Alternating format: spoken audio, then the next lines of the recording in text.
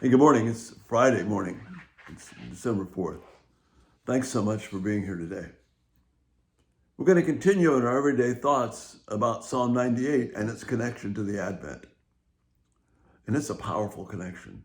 In the first section of 3 verses, we looked about how God is praised for the victory that he has won, that he and his mighty son have won. And really, it's a cosmic struggle. And God has secured victory for it, and that gives us great hope. And then in this middle section, Psalm 98 is in 3 sections. In this middle section, there is this shouting for joy to the nations of the earth. They are commanded to shout for joy. So verses 4 to 7 in Psalm 98 say this: "Let the whole earth shout to the Lord. Be jubilant, shout for joy and sing. Sing to the Lord with the lyre and the melodious song, with trumpets and the blast of the ram's horn. Shout triumphantly in the presence of the Lord, our King." There's nowhere we can go on this planet where we're not in the presence of God. Indeed, there's nowhere in the universe we can go where we're not in the presence of God. He is our King. He is our ruler. He has won this victory. So this Isaac Watts's encouragement, joy to the world, he's right on.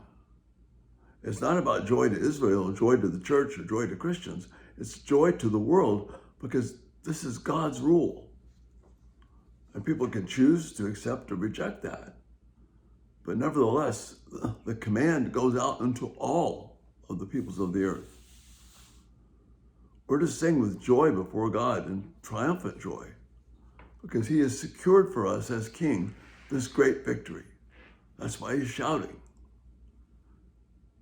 God is worthy to be praised and shouted with joy, not only because of his great being, but also because what he is a great person, the great God has done. And he's secured this victory, which is the hope of all mankind. See, the psalmist here is anticipating the words of the angels in Luke 2. Remember, the angels come to the shepherds and they burst out into the sky above. It's filled with the heavenly host of God. And you can't even imagine the impact that was. And Luke records it this way: "Suddenly there was a multitude of the heavenly host with the angel, praising God and saying, 'Glory to God in the highest.'" In other words, bring honor to God in the highest places, in the highest heaven, "and peace on earth to people he favors." There's that theme again of the earth. Let the whole earth shout for joy. Peace on earth to people he favors. So Watts is quite correct when he says joy to the world. Remember, joy is not something that depends upon happenings. Joy is something that depends upon being in the presence of God and knowing his saving grace.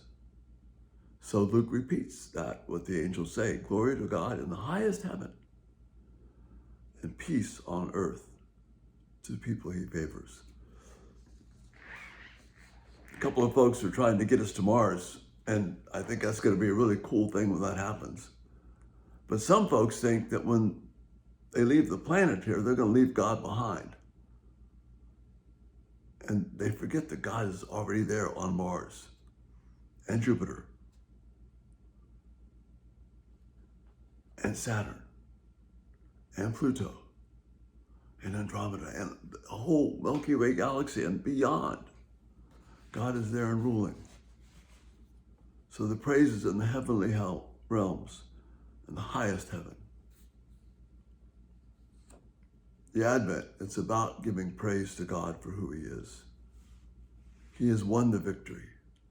We may look around us and say, "The victory, 2020, COVID, mess, elections, unhappiness, uncertainty." These are all, trust me, gentle reminders that God is the only one we can trust. And we need to interpret 2020 in light of God saying, don't trust what you think you can do, because you can't. I'm not quite sure if we can compare 2020 to the Tower of Babel. Maybe at some future point, maybe it's a foretaste of that. But the people at the Tower of Babel back in Genesis 11 thought they could do anything they wanted. And God put a stop to it and says, no, you can't. And I think 2020 is just a gentle reminder to us that we cannot do anything we want. We can only do it by the glory and grace of God. So therefore, joy to the world. Let the whole earth shout to the Lord. Glory to God in the highest heaven, and peace on earth to the people with whom his favor rests. So we have reason for joy, reason for hope. Psalm 98, it's about the Advent, and it's a glorious, glorious thing. Lord bless you this day, and Lord willing, we'll be back tonight and talk more about Psalm 98. Again, great to be with you, and have a great day before God.